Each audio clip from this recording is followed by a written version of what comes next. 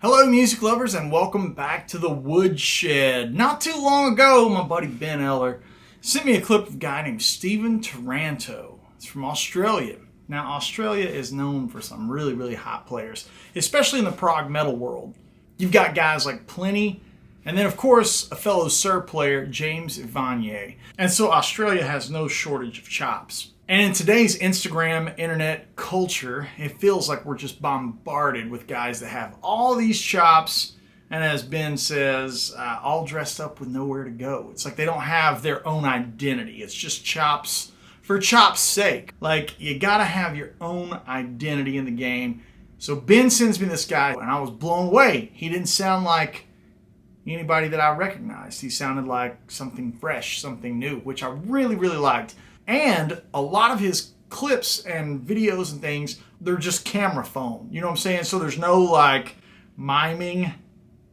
We're eat up with guys that are going in and editing their videos to death to the point where it's like being presented that they're able to do one thing and not really be able to do that. So with Steven's stuff, it was really interesting that he had so much camera mic audio. I loved it. Stephen Taranto, check this out.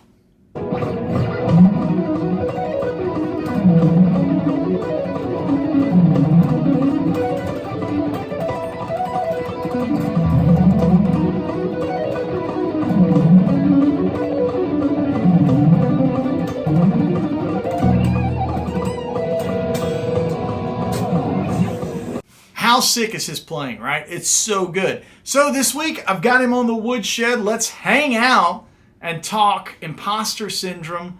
Let's talk guitar, chops, influences, all that kind of good stuff. Roll it.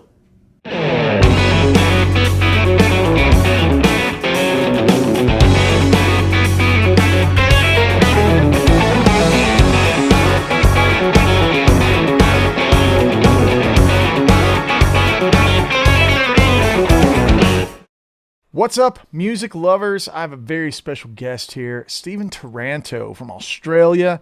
If you are hip to the most ferocious Instagram shredding that there is, you're going to find this guy. I stumbled across him through my friend Ben Eller. Ben sent me a link and was like, bro, you got to check it out. So, man, it's an honor to have you here, Stephen. It's an honor to be here, man. Thank you so much for having me. So I've got big shoes to fill by the sounds of it. How, when, where, why, all this stuff. Like, how did you get hip to guitar? Obviously, you're playing the Abasi thing. Tosin's a friend of mine. And how did you get into it from ground zero to like where you've taken your music and, with kind of finding your lane early on? Like most people don't really find a sound till later. Like tell everybody about that, dude. Yeah, it was definitely been an interesting journey. It was not, I mean, guitar, I'll be honest. I picked it up probably the first time when I was about 13 years old. Cared very little for it, I'll be honest with you. All the friends in my group were like, guitar's the best, you got to get into it. And I'm like, yeah, no, it's not really for me. I'm just going to keep playing GameCube or whatever it was I was interested in at the time. Didn't really care for it. And then I don't know what happened. I think my uncle lent me a guitar because he found out I played or had picked up a guitar. He was excited to give me one. And I'm like, oh, I'm never going to use it. But then sure enough, I don't know, I caught the bug or whatever it was. And I just started listening to more music and then trying to figure it out. Or if I may, figured out I had a pretty good ear. So I was figuring out songs really quickly. I'm like, okay, you know what? Maybe there is something to this. So then it was just sort of a snowball effect of, metal bands with cool guitar solos and trying to learn as many solos and go to school and, oh, which solo did you learn last week? Oh, I learned this one. It's like, it was almost like trading cards, instead of like cards, you had like, how many solos can you play this week? Yeah, so yeah, it was really cool. So it kind of what was that? What was the uncle's guitar? What was the guitar? Actually, it was some no names kind of Samick-esque, really cheap. Strat-esque or Tele-esque? Yeah, it was a Strat, like a super Strat sort of replica. Yeah. It had no brand, no notable brand from memory. So, Yeah. But it did the job, It got me all warmed up, and then eventually it led me to get my first guitar. Was it my first guitar? Yeah, it was a LTD V100, I think it was. It was a flying V. I was really into 80s metal at the time. I'm still into 80s metal. Like, yeah, I never got out of it. It's somewhere. I don't know where it is. It's at my parents' place somewhere. I'm not sure exactly what happened to it. But that thing was great. Yeah. Once I got that, and it actually sounded like a real guitar, I'm like, okay, we're starting to sound like my heroes now. So I really just went from there. It's really strange. Okay, so what was the first distortion pedal or amp? Was like a Microcube or a Line 6? Like, you got something. Yeah, what was it? I had a Korg. I think it was like a multi-effects rack thing. AX1500G, I think it was. It had like a turnable dial for like distortion. It had like a death metal setting and everything like that. And then it had like wah and everything. Everything was really basic, but it was life-changing, going from like basically playing into a stereo system, no actual proper amp, into one of those was just like yeah. It was a big change. But things have definitely changed since then. I've upgraded a little bit more since then. So speaking of like I know everyone's watching this waiting on the inevitable getting into the chop stuff, but I'm fascinated by the progression. So all of that was early on, and you kind of probably landed what? Obviously, you playing Tosin's guitars, which are cool. Shout out to Tosin, of course. Really cool. Play them every day. yeah, that's great guitar. And I'm assuming you're probably like a fractal guy or neural DSP. Yeah, sort of neural is the big thing. There's still some things that I'm a bit of a Line 6 aficionado myself as well. Sort of grew up with a lot of Line 6 products, and they've always worked for me. So I'm kind of like a blend of the two. Certain sounds I go for neural, some I go for Line 6 still. But it's all good. I'm really, really itching to get a quad Cortex and take that live eventually as well. That's the goal at this point. Yeah. And kids out there watching this, I'm gonna point at you. He used a very important term. He said, "Get out there and play live." Yeah. Play standing up. Yeah. I'm an old man yelling at a cloud now. Go out there and play standing up. No, you're not wrong. I need to heed my own advice, I think. Yeah, we all. I mean, I think we all got we had a couple of years of get out of jail free card because pandemics, whatever. Yeah, so man, let's dive into it, man. Like, I know people want to know about the chops. Like, I know it. And when I listen to your stuff, you have some really interesting things happening. I get a lot of wide interval stuff, some interesting symmetrical movements that go on. Obviously, the alternate picking and the things you can do with the right hand technique is top shelf, man.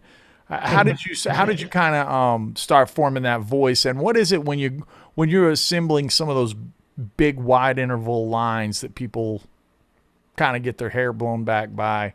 And feel free to really bring the level of it down to basic stuff, because there's guys watching this that, of course, freakishly great, and then there's guys watching this that have just been playing guitar a year. So, like, man, walk somebody through what it's like to kind of come up with a lick or something. Like, what makes something interesting if I just gave you a chord? Like, if I just said, I don't know, like what, D minor 7, like, what would go through your mind to like be like, ooh, this is interesting, I want to grab this. Like, build, go from zero to like thought process this thing, and don't feel rushed, man. Yeah, it is a bit of a process, honestly. I don't know if you sort of stumble upon this yourself, but I tend to sort of stumble upon things by accident at the best of times. If I was given a chord D minor 7, I always consciously think of the notes that make it a D minor 7 without having to just blatantly play the notes in the D minor 7. So you mentioned intervallic thing. Sometimes, reaching for a high interval can really make can be a very outside sound as well. It's one thing.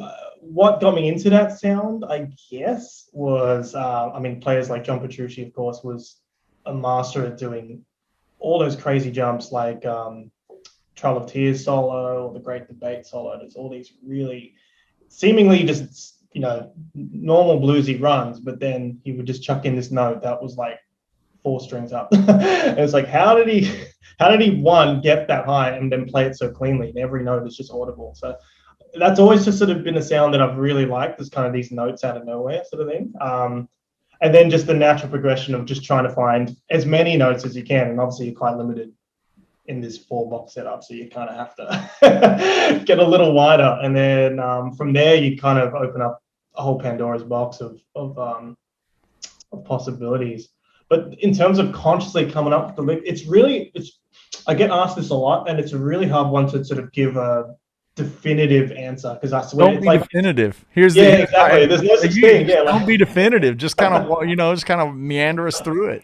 Yeah, exactly. So I mean, generally, I've mentioned this in the past with other videos and things, where I like to think of maybe a chord progression that the notes can traverse through. So maybe think of 1 4/4 bar of one chord, and then another one of a completely unrelated chord or somewhat related. And then your notes are kind of still traversing in a 16th note pattern. So a lot of stuff I do is on Instagram, especially, is just very much just straight 16th notes or 16th note triplets or whatever it would be.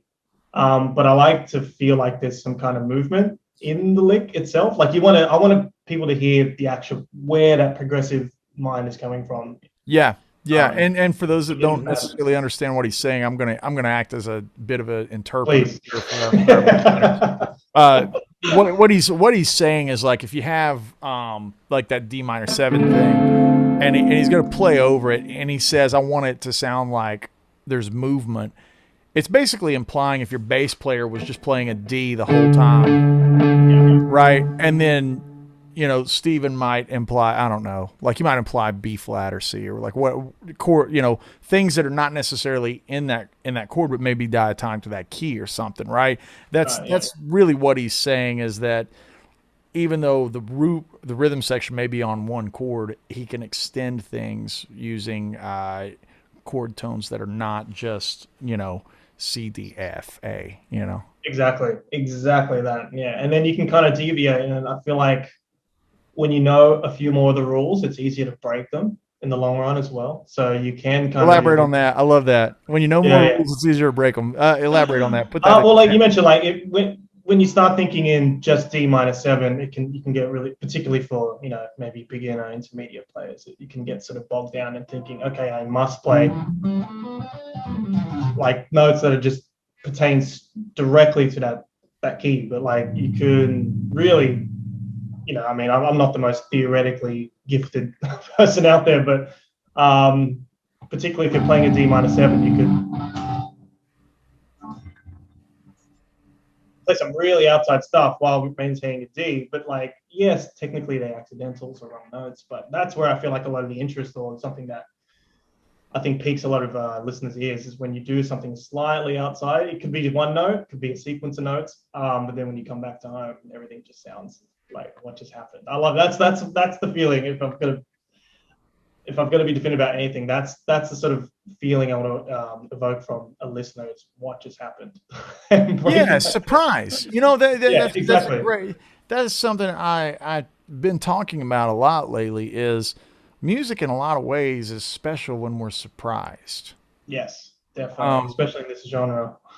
Yeah, and that doesn't mean that every other note or every other chord has to be a surprise, but actually you can have something very plain, like not plain, but very cyclical, like maybe While My Guitar Gently Weeps, right? That's all that A minor progression that cycles the whole time on the verse. The surprise payoff comes when we go to that A major, right? And then it goes up to like that C sharp minor. That's a great example of surprise in a simplistic format without having to do the things that, very few people like Stephen can do, So man, let's now start at the now, because a lot of these types of hangs always go like, how'd you get started? Blah, blah, blah. Yeah. Let's start at the now. Like what's on your plate right now? Like, what do you like to listen to? Listen to, not guitar oriented. Like, what do you like to listen to? Yeah, it varies a lot. But I mean, in general, I'm always going to be a big fan of guitar-centric music, particularly the rock, metal, heavier genres. Okay, give me some of your favorites. Some of my favorites. I mean, they're pretty basic favorites. I think everyone can agree. Meshuggah, like one of my favorite all-time bands. Dream Theater, are a huge influence on me as well. in terms of sonically and songwriting prowess and everything that they bring to the table. It's just unbelievable. But I, grew up listening to a lot of bands like Symphony X, which I got a lot of melodic sort of ideas from them, probably bordering on ripping them off. But they're a huge influence on just what sounds pique my interest. They're sort of the big three, and then there's so many bands in between. Big Carnival fan, big Radiohead fan, big God, it's hard being put on the spot like this. Just a lot of bands in that sort of very strange, abstract, but kind of familiar sort of setting as well. I find those bands to be really good. But yeah, in terms of guitar progression, I think the big three were always going to be Dream Theater, Symphony X, with Sugar. That's a strange eclectic mix. But if I can just mar the three together and make something special, that was always my goal in the end when it came to guitar playing and songwriting and my whole musical journey. Essentially, they're the big three. But I listen to all types of music as well. What's your favorite non-guitar music? I'm a big hip hop fan. I can't say, I think a lot of purists out there would probably hate me. But, big fan of sort of the 90s hip hop sort of sound, like East Coast sort of sound, particularly your Nas's, your Wu-Tang Clans, your, Mos Def's, your Jay-Z's, all that sort of stuff. Really big fan of just the sonic sound that they were able to, they created an atmosphere. That's right. As well as obviously the lyrical masterminds that they are as well, which just paints a brilliant picture. It's funny, I've always been a big fan of storytelling and songs that seem to go and progress somewhere. And I feel like hip hop, particularly the East Coast stuff, it really is just like one big story per song, and I love that. Yet I am lyrically inept. I've never written a lyric in my life, so I respect it so much more. Yeah, it's hard. That's a big hurdle, to get into the lyric writing. So man, you dropped the key word here. You said the word songwriting. So let's talk about it a little bit. Let's talk about the songwriting process. Let's talk about what you got that's out there and where people can get it, and then how it was made and what you're cooking. What's coming next? Talk to us about the songwriting process. How does it start? Well, I put out my debut EP 3 years ago now. Jesus, I should get a move on to the next one for sure. It's been a bit lazy. Say it like this: I put it out a pandemic ago. Yeah. Oh, hey, that's a good one. Yeah. The last 2 years didn't happen, right? Yeah, it didn't happen. It's like Thanos snapping us out of existence, and now we got snapped back in. Yeah, exactly. Cool. So I only released it last winter, so not too bad, not too long. So I've got new stuff coming, just good. The process is incredibly varied, much like writing a lick or anything musical for me. Songs can just come out like that. Within a few hours, I'll have one done, and then I'll agonize over one for literally years. I'll literally sit on a riff and just every now and then come back to it, play from where I left it, and go, I have no idea where to take it. Then something just clicks a year or so later, and then lo and behold. That's kind of how Permanence, my last EP, came to be. A lot of the songs were kind of, like 3 of the 5 songs that are on there were kind of just ideas I'd been sitting on for years, literally years. And then I just decided to finish them somehow. I don't know where the spark of the inspiration came from. But it ended up becoming really, really cool. And I'm going to sort of adopt a similar thing for the next release, which I'm working on. I'm actually doing a bit of recording for it at the moment, which is pretty exciting. A bit of a world first revelation there on your channel. But yeah, it can be either very organic or very agonizing. Okay, so let's drill down. Let's go to the next layer. Do you start on the guitar, or do you start with drums, or do you start with a rhythm in your head and you're kind of like, I'm a mush mouth kind of guy. I'll be like, and I'll have something that I'm like, oh, maybe I need to do the drums first. Maybe I need to do the guitar first. But 99% of the time I'm writing from the guitar first from my couch on a $600 acoustic PRS SE. That's just like what lives up there. So for you, where does the process start? Does it start on the guitar? It's pretty, 90% guitar. It'll be like, again, maybe by pure accident, or it'd be a sort of rhythm that just gets stuck in my head and I need to get it out. I tend to get really inspired, and it sucks. I'm sure you can relate to this. typically when you're not at your guitar, or like you're away, or you're driving, or you're somewhere, the last place you want to be when you're feeling inspired. Usually that's when I get inspired. That's right. Which takes me so long.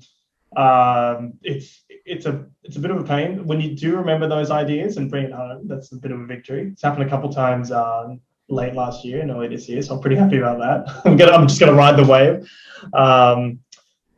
Yeah, generally it'd be just me bashing around on the guitar, and I'll come up with a cool line, or maybe there's generally a rhythmic idea. I don't tend to do drums first. The drums are kind of a byproduct of maybe the drums will kind of spice up the riff. You add a different groove, or a different drum palette, different drum sounds that you probably do. You do your own drums? I program them just on Cubase or whatever it is, and yeah. Is it for final versions on albums? Well, okay. So for Permanence, I did all the drum programming up until the mixing process, where Simon Grove took over and just did a lot of the final tweaks. He did a lot of the drum sampling replacements. Mainly, he made them sound real, basically. But when it comes to writing, typically the drum parts that I wrote, about 90%, 95%, I wrote. Incredible. Every little stupid little drum fill and. I'm such an opposite of that. I love it. Oh, really? You just the basic skeleton, and then the drummer just takes it from there. I try to get a basic skeleton in my writing process. I'm such a big fan of. Here's the deal. I like to get a little hippie with it. You know what I mean? I like to get in a room with guys, try to capture a moment in time. I love to get a drummer's perspective on something and me not color his opinion too much. You know what I mean? Yeah, that's a good idea. That happened a lot on Junktown. So yeah. I was wondering how your sound and your music, if it's one of those things where maybe you even get it where you like it and then outsource it to like a Luke or one of those freak show drummers to execute it in the room, or a Marco Miniman or whatever. Yeah, well, actually, because I've got a couple live shows coming up, I've then recently taken on a live drummer. His name's Jack Robin. He's unbelievable, and he's kind of just making me rethink my whole process of writing these days. I guess in what context? What's he making you do when you say making me rethink something? Well, I mean, I'm not a drummer at all in any sense of the word. So my drum vocabulary is incredibly limited to bands or fills I've heard from other bands. And then I use that in my repertoire, thinking that kind of works. But when you have someone who lives and breathes this stuff, it's very different, They come up with things I wouldn't have thought of, and it's just like I said, it's organic kind of back and forth. And there's that inspiration there that comes from. It's I wish I wrote it like this now. But when I was writing it, it was a very intimate process. It was literally just me in a room when I found time to do it, and I just, like I said, I painstakingly made every note what I thought was fitting with the music. But I think a more organic approach next time around. I think that's a good tip on your part. Don't let me murky up the waters at all. It's just no. It's one of those things you just nailed it. When you have that moment where you bounce something and you throw it to somebody and they grab it and turn it and throw it back, it's oh man, that's going to lead me down a different path. Exactly. I thought that was a small sexy part, now that's a big bombastic part, or vice versa. I thought that was a big bombastic part, now that could be this really delicate thing.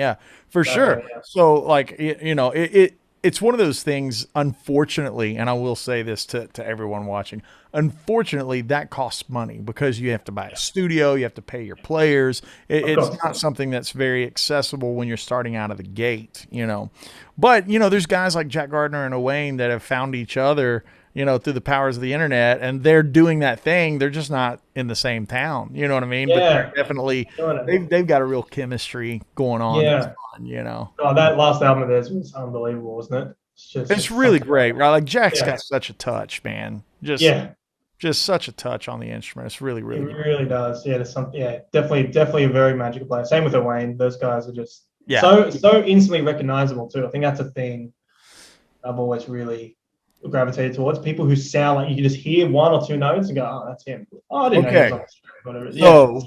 with that said, in a sea of guys that play fast lines with distortion, you found a way to sound like, at least in my opinion, like I'm like, oh yeah, Stephen, like, Oh, awesome, man. and it's like, and it's also like, you can also hear the guy that has listened to you and is maybe trying to grab a line or whatever. It's like you can hear that, like, so it is, man. You know, guitar and distorted guitar and metal guitar.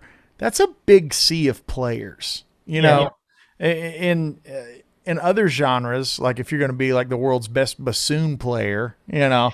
Maybe it's not such a deep water. I'm not saying there's not a lot, but you compare that to like every kid in a garage that's going to be a metal guitarist. It's like, dude. Yeah. So when you come to like, when it comes to the point of finding your sound, man, that's a big deal, and it's extremely difficult.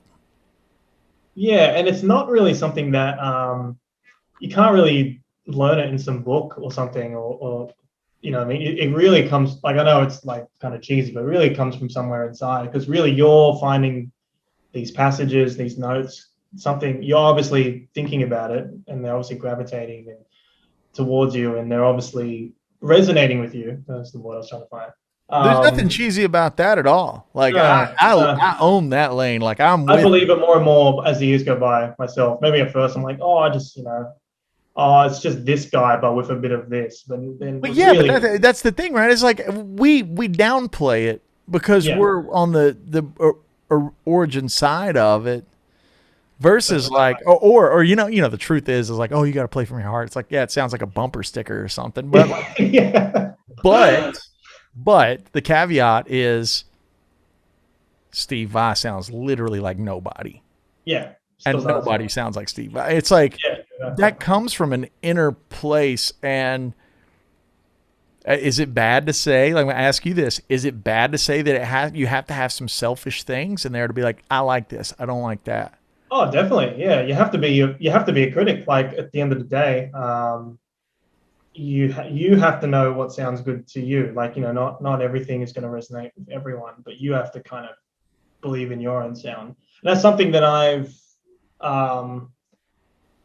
not really, I mean, I guess, like, I mean, the whole Instagram thing for me was kind of just a fun thing for me to throw some ideas around. I didn't really realize it was going to go in the direction it did. But the whole idea was I kind of just eventually became, like, I've been playing for years before I was posting anything. Years. Of course, yeah. I mean, like, the first stuff that I saw from you, I was like, this guy, it's not his first day.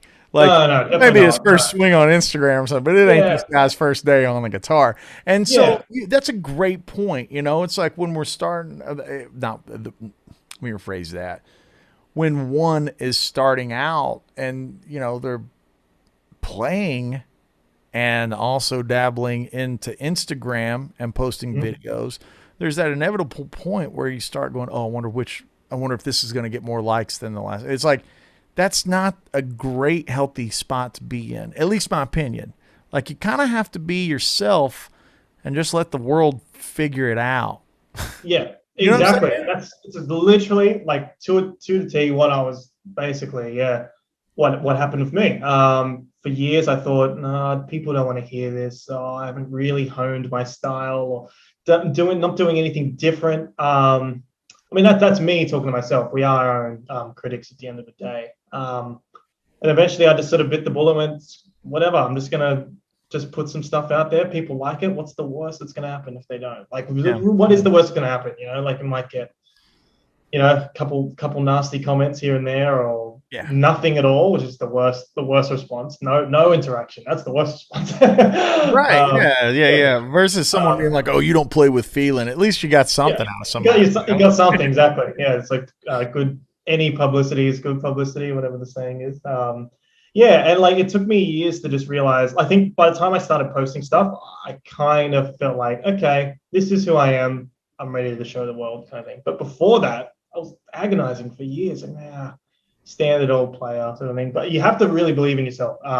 It translated, though. I have to compliment you to the highest degree. Like, it translated that, like, when someone goes to your page and hears you play, like, dude, you sound like you've really got a cool thing happening. And, you know, awesome. I mean, but think about it, man. How many guys do we know not personally, not even like, but like when you doom scroll through the internet that are like playing with their thumb now. You know what I mean? Or like, or like whatever. It's like, I mean, immediately. I'm hopeless. This thing, chop it off. Yeah, it's like, and that's the thing is like, I love to get that stuff. And this is what I talk about a lot. And you probably feel what I'm talking about. It's like, get it from the source. Don't be here in the United States, we have a grocery store called Kroger. And Kroger, if you have Pepsi and Coca-Cola, they make a Kroger brand of it. You know, if you have Dr. Pepper, they make Kroger brand. It's like Dr. Thunder or something. When I flip through the internet, I don't want to see Kroger brand Tosin. Like, if I want to see that stuff, I want it from the source. You know what I mean? Yeah, that's very true. And so when a young player is trying to find their sound, I'm not discouraging going out and getting something from your heroes and like trying to get in that headspace. But eventually you have to pull it back in and be like, what makes this interesting? And now how can I twist it and turn it and create my own sound? Because individuality is really where people spike out. Yeah. That's whether you want to use a content creator, musician, artist, use any term you want. But individuality, that's the real NFT of the world, right? Yeah, it is. It's like, the most valuable thing you can have. And it's like something that somebody can't copy. You know what I mean? No, that's right. They can't copy. They can use it as inspiration, and they definitely should. But that's where you draw the line. I think you don't use it as a crutch. You know, use it as a tool. As a tool. So talk to us about that. Like when you get, as we all do. Like, I mean, dude. You know, I'm like you. Like, I loved Liquid Tension and Dream Theater, and that first John Petrucci record to me was like monumental. It like incredible, yeah. It really was. I mean, this guy, I've looked up to him from the Dream Theater records or whatever, but when it came out and you started hearing all of those different colors, you know what I mean, that maybe didn't fit in Dream Theater, but you could tell it was a John thing. Yeah, I first heard him stepping into those worlds of like Glasgow Kiss and stuff like that. I was like, man, this is some of the greatest stuff on the planet. And I was learning it, but then I was trying to like pull it into my own thing. Man, what is it? Can you think of any of those similar moments where you're like, I heard this and I learned it, but then it kind of never left me, even when I'm talk to us about some of those moments in your life and those records or solos. Yeah, well, I guess Dream Theater, and then on the topic of that, Petrucci was a big one. I think most people who listen can, as unique as I am painted, I do feel like I wear my influences on my sleeve to some degree. We all do. We all do. Yeah, exactly. you play with distortion. You're influenced by Eddie Van Halen. Like, exactly. It's like, dude, if you have high gain, it goes to Ed, whether you listen to him or not. You know what I mean? Exactly. So, like, be specific though. Be specific. Favorite Dream Theater record? Go. Favorite Dream Theater record? I've got to. It changes with the seasons. No pun intended. Today, right now. Right now, I have to say, I've been really spinning Scenes from Memory a lot again recently. That's sort of just my happy place album. Why? What is it that does it to you? Well, it literally, there's something for everyone on that album. There's just every emotion is covered. There's so much technical ability on display, yet there's so much songwriting that's at the forefront. It literally is just the perfect amalgamation of all the things I like about just music as a whole. It's well produced. It's thematic. Obviously, it's it's start to finish. It's a brilliant start to finish album. It's a concept album, of course. And there's just, it knows when to push and pull, like there's moments where it's very subdued and very relaxed and somber, but then there's bits where they're just leaving Earth, like to put it lightly. So that's what I love about it. It's just the perfect mix of everything for me that they've done and that pretty much any other band in the genre have done for me. Favorite Petrucci solo? Favorite Petrucci solo? Always been a big fan of Trail of Tears off the Falling to Infinity album. I think that solo just has so much feel, yet so much technique. Yeah. Just absolute. The marriage of the two is unlike a lot of stuff I've heard before. And then we've got. Do I have to just name one? There's so many. You can have others. Let's be very generous. You can just name a highlight reel. Highlight reel. Okay, I'll do like 2 or 3 more. So got Trial Tears. Big fan of the Great Debate solo. I think I mentioned these two before. Again, the progression starts slow and there's interesting note choices and it follows the chords really nicely. And God, Under a Glass Moon rather, is a staple. Like that's, I don't know if that's the one that put him on the map as such, but definitely when he played that, it's sort of like, look how good I am, world. One of those, like, I'm a big gamer. Like, obviously, I'm wearing a Destiny hoodie. Like, I'm a big gamer. But, like, the term in gaming is IP defining. Right. Right. So, like, Master Chief is IP defining for Microsoft. For sure. Sonic the Hedgehog for Sega. Those characters define the entire platform, right? Right. When I think of Under a Glass Moon, that's IP defining. Like, that defines John Petrucci in Dream Theater. Like, it's not. I love it for that. It's not my favorite John Petrucci solo, but man, it's the most definitive. Mm-hmm. You know what I mean? Like, some of my favorite stuff actually is on Train of Thought. Like, I really loved where he was at from a sonic standpoint on that record because it sounded like your face was right next to the amplifier. Yeah, John's tones are so slick and so produced and so clean. It was nice to hear one that just sounded a little more like raw, you know? Yeah, in your face, for sure.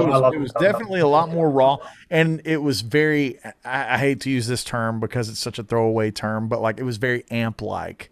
Like I could, it was like I was sitting in the room with the rectifier. You know what I mean? Yeah. Kind of. That's very true. And another highlight for me is Hollow Years.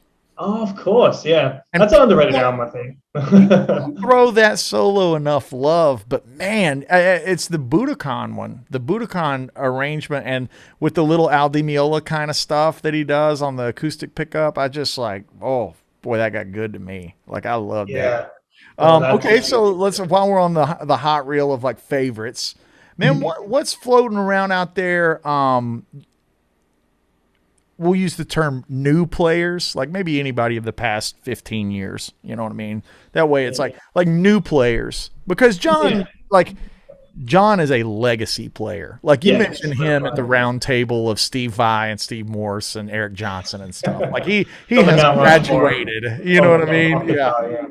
Yeah. So who's the new players that excite you? New players that excite me. There's so many out there. Obviously, you got yourself. Not to say that because it does not. You have the brownie points will get you nowhere. I know. I thought I'd try it from the hat. No, but it's just this. So again, it's you can just go on Instagram or YouTube, and there's just so many ridiculous players out there. Who do you think's got a great identity? Great identity. I really love players like Rick Graham. I think he really he embodies everything that a guitarist should aim to be. You know, obviously not any one person can get as clean and as technically sound as he is, but he is such a great benchmark for newer players, I feel. He's got the chops, he's got the musical ear for it as well. I think he's brilliant. Obviously players like Wayne, such great songwriting chops. A good friend Plenty. I think I was thinking about that like yesterday or the day before, just like how, like, he might not be the most, and he'll admit it himself, not the most technically, like he's not just throwing technique in the listener's face all the time, but he really just knows how to write a song and just everything comes together. Like it's hard to make instrumental music interesting, and it's hard to make it interesting. That's really what I'm digging at. And when you talk about Plenty, let's chat on him for a second, because when we talk about like Rick Graham or Andy James or John Petrucci or like any of those guys, like it's very much technique, unintentionally, because they're so good, can kind of step forward, right? I think Plenty has really been a blessing to the genre of instrumental music. I think his songwriting, and this is a term I have to be truthful. I didn't expect you to throw the term songwriting out in 40 minutes as much as you have. And it makes me so happy. Like it really does, because it's important. People really create, we're guitar players and we want to create and express, but like there's more to creating and expressing, at least in my humble opinion, than the 20-second clip on Instagram and the likes and the comments. Like Plenty has done a great job of leaving the world with a musical statement that will be here, when Plenty's gone. Like That's right. Like, and he's done the thing that we're talking about. Like he's found a way to literally sound like himself, and he's magnified that. Like every outing gets more and more Plenty-esque, and it gets harder and harder to dig through to see the influences. Yeah, it's very true. Yeah, you're just literally watching him mature before your very eyes, and it's quite a beauty to behold. Really, the thing, he found his sound so early on, and then he's just taken it and just ran with it. And I think there's a reason why he gets the accolades he does. And I've known him for quite a long time now, and I heard it back then, and you hear it to this day. And like you said, that stuff that's history now. Like you said, that's going to be around forever. So people look back at early 2010s. 2020s, instrumental music, and he's going to be one of the names. And like that's not an easy thing to do. And I think that's something that I can only dream of aspiring to be myself. But okay, so let's manifest that dream. Like, what's the next moves for you? Do you have a stack of demos? Like, let's talk about what's in the imminent future for yourself. Yeah, it's just I've got a bunch of ideas. I'm just currently recording and trying to realize at the moment. So that's pretty fun. It's hard when like I guess you have so many of your contemporaries that are doing such amazing things, and it's easy to get lost in the am I good enough, or is this stack up against all these guys or all the guys before me, sort of thing. Imposter syndrome, man. Yeah, 100%. That's imposter syndrome is essentially my identity these days. It's in everyone. It seems like at every point that I've been around players that I've looked up to and heroes of mine, it's like the number one thing they talk about is like just finding yourself and like trying to find that center to be like, I'm going to be the best Stephen that I can be, or I'm going to be, it's like, it kind of goes hand in hand with, finding one sound. It's like battling imposter syndrome. There's no defeating it. It's just battling it. And I think, it gets compounded with the fact of, a social network and like the way the internet has made the world small, and sometimes guitar players can be complete douchebags, you know what I mean? And like, we'll go online and write a comment to something nasty to some player, whatever, and then in reality, they probably should have been practicing. Yeah, 100% they should have been. Yeah, it seems like a defense mechanism because they, how do you deal with imposter syndrome? How do you deal with it? Deal with it. It's a hard one to just, like you said, deal with it. You can bury it sometimes. You can silence it at other times, but it's never something that goes away.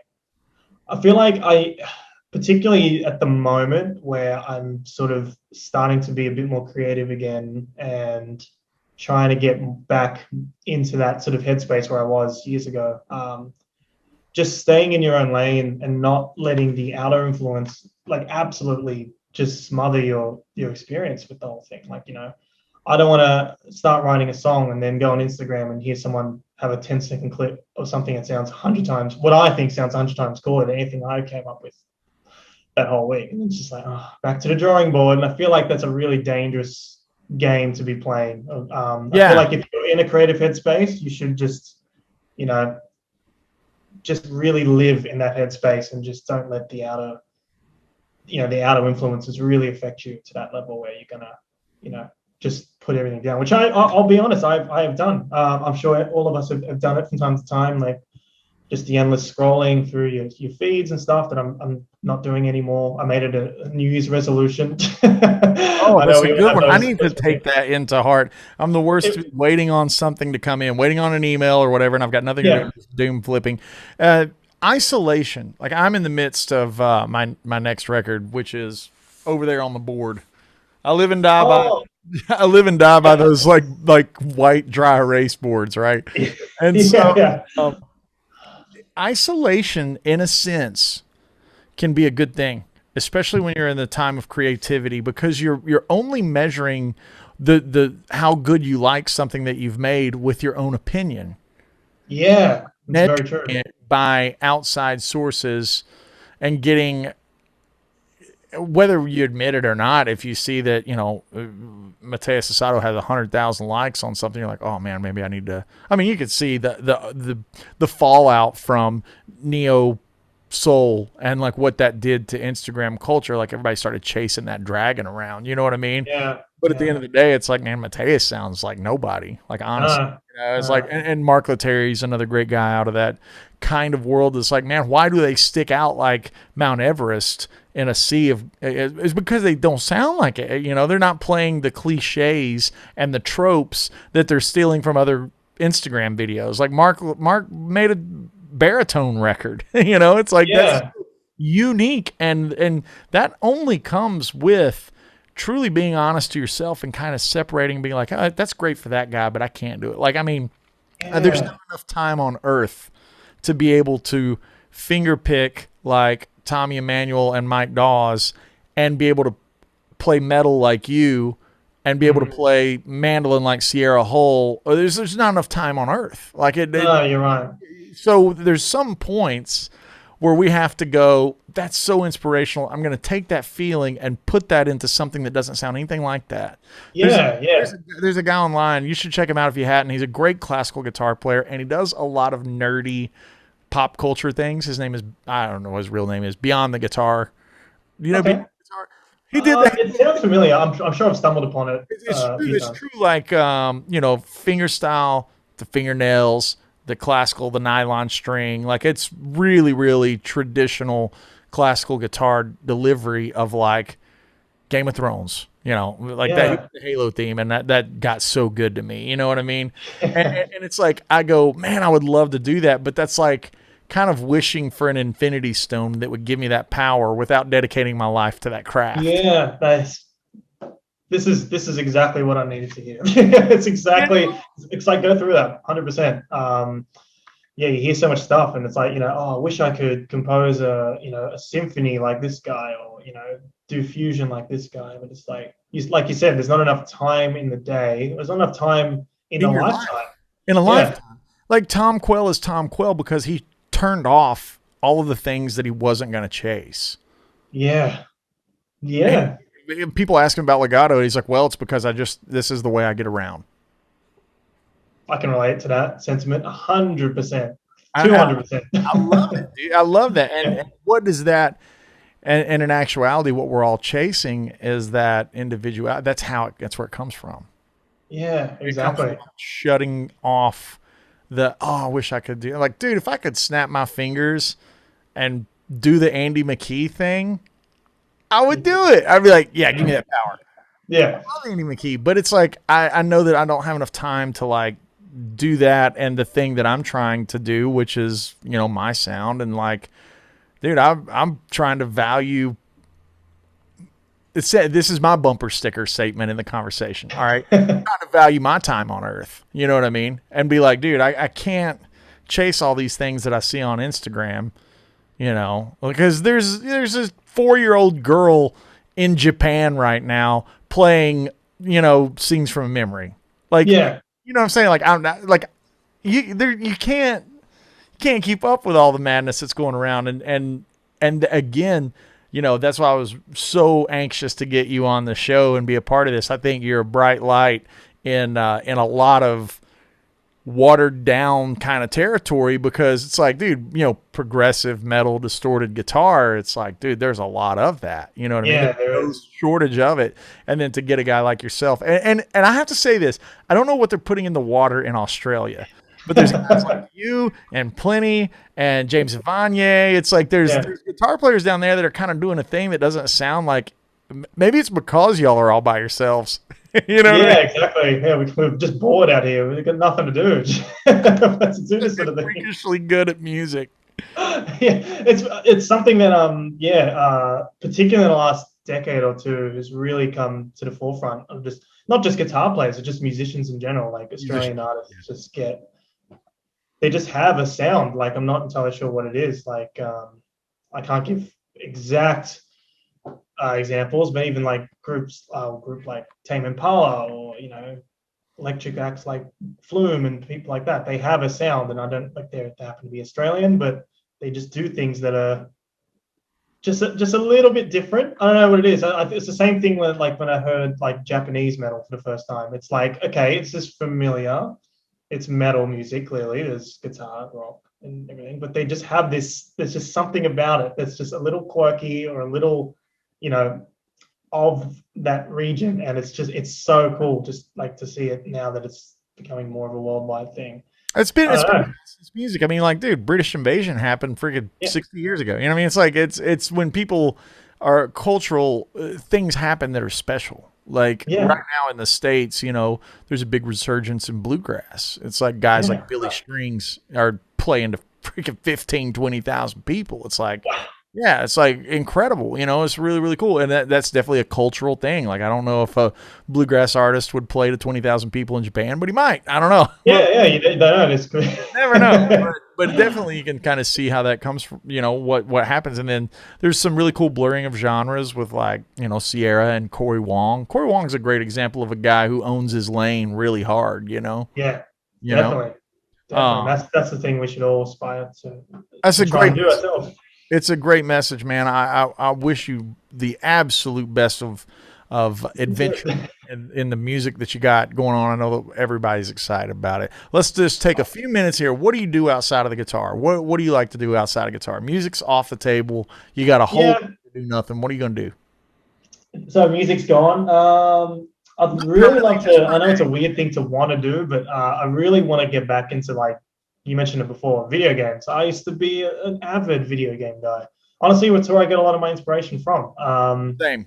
But I've sort of left it sort of by the wayside the last, I'd say, 3-4 years. I just haven't really touched anything of note. I might play the odd new game. I think I played one game last year, like to give you an example. I played Metroid Dread, I think it was called. Whatever the last one's called. Love it. I was a huge Metroid fan growing up. And then, so I want to spend a bit more time doing that, but at the moment it's just working menial jobs and trying to stay alive at this point. That's really all it is. It's we can. Crazy. It has been a crazy couple of years. That's for sure. That's for sure. Well, if you ever want a game, you join up in our clan. Our clan's got a lot of like really cool musicians in it. Oh, heck yeah. Yeah, I mean, so we all play on Microsoft or Xbox, but these days everything's starting to get a little bit more cross-platform. Yeah, I noticed that. You got a Switch? Yeah, I do. I do like that. Man, you know what I use Switch for is to go back in time. There was a great game on PlayStation called Onimusha, and it was made by Capcom. And it was a Resident Evil style game, except the setting was in feudal Japan. It was like samurais and stuff. But you're fighting like zombie samurai, you know what I mean? And like, that's cool. Yeah, I remember seeing that around. I never played it, but I know of it. I played that when I just recently went out to California. Again, I feel like I'm a billboard because I happened to grab this hat before the before the interview. But I was out there at Sir. I played Onimusha all the way there and then played it all the way back. Like, I've really enjoyed Switch for that kind of like traveling aspect, and so many vintage games on there. It's, really good. Bit of a marketplace for a nostalgia trip down memory lane. It's the sort of thing I wanted like 10 years ago. Now it's here. It's real. And now it's here. Yeah. So favorite video game music? Go. Music, I love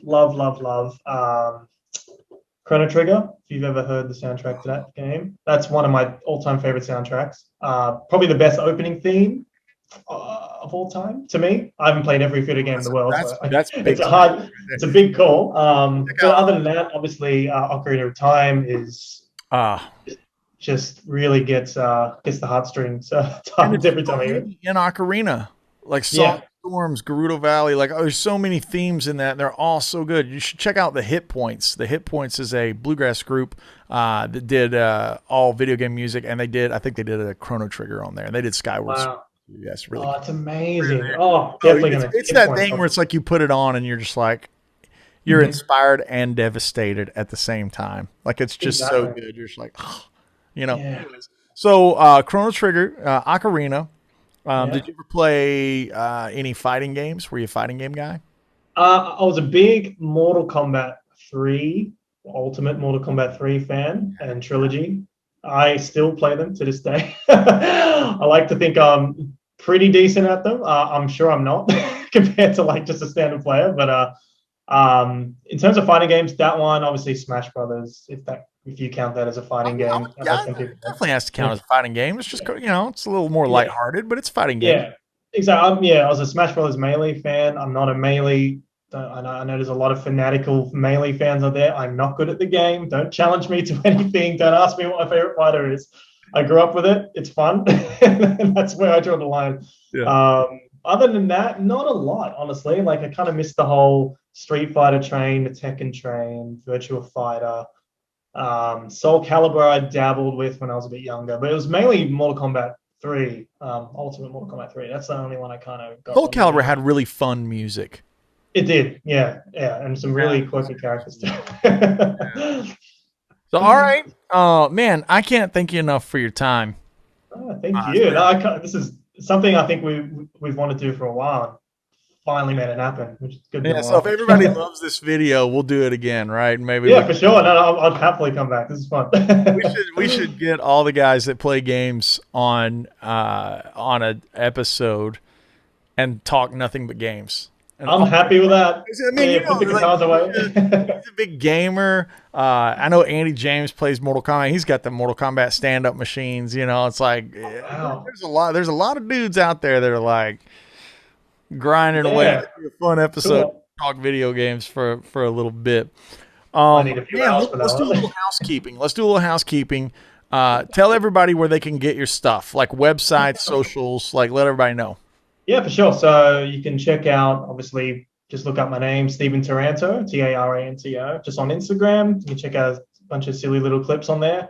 I've got some music up on Spotify, Bandcamp, you name it, all the big platforms, just under my name as well. Stephen Taranto will be in the description, I'm sure. And keep a lookout. Release, do a few guest solos every now and then, so you can check them out on there as well for just various artists. Fun thing I like to do. And I'll be hopefully bringing out some new music this year. If I say it now, maybe I'll manifest it and it'll happen. Right?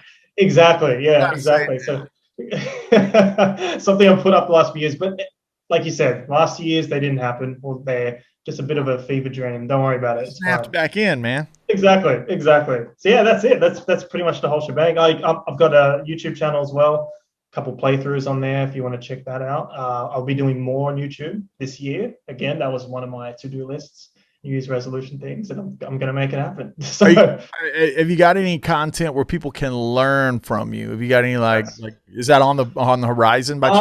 Yes, definitely on the horizon. I definitely want to get into some one-on-one teaching as well. I'm going to set aside some time to do that this year, 100%. I tried doing it last year, didn't quite pan out with things happening in my lifetime. But we're all good. We're all stable now, and it's going to be fun. So please join me on my journey. Love it, dude. I'm gonna make a request. I'm making a request to you, Stephen. It's my request. Yeah. Take your 2 most popular Instagram videos and do a walkthrough of those licks. So okay. I don't know what those numbers are. I don't know what what's the 2 biggest ones that you've got. You probably know which videos they are. And I actually don't, but it's a good little assignment. Go back and dig and find out which ones the people want. Which ones are people like, yo, this is the one. I'll tell you what, I'm gonna text Ben and see if I can find the one he sent me. That's a good idea. I'll send it to you and be like, all right, here's a YouTube video. Walk us through this. Yeah. I'll do a personal request. I'm asking that of you. Oh, you know what? This is a nice little kick in the butt that I need. I could do something a bit different. I've been meaning to do more varied content, so this is good. I'll do that just for you. I love it. Okay, so nobody else gets that. That's just mine, and I'm not going to. That's all right. Yeah, no, it'll be a private video, unlisted. I love it. I love it, man. Thank you for being on. Appreciate you so much, brother. Thank you, man. Appreciate it. I have to speak soon. Have a good one. As always, thanks for hanging out this week. If you're looking to improve your playing, be sure to go to patreon.com/AndyWoodMusic. There's a ton of things over there to help you get your playing to the next level. We've got a weekly live masterclass. I upload videos a couple of times a week over there, lesson videos, things like that. And also, if you jump in at the Monster tier, you get some one-on-one lessons with me. It's a really good deal. I encourage you all to go check it out. Also, be sure to go to andywoodmusic.com, sign up for that email list so I can let you know what's going on, tour dates, new music, new videos, all that kind of good stuff. If you're looking for effects, patches, tablatures, backing tracks, all that stuff, that's all over at andywoodmusic.com. Thanks for hanging out this week. We'll see you next time.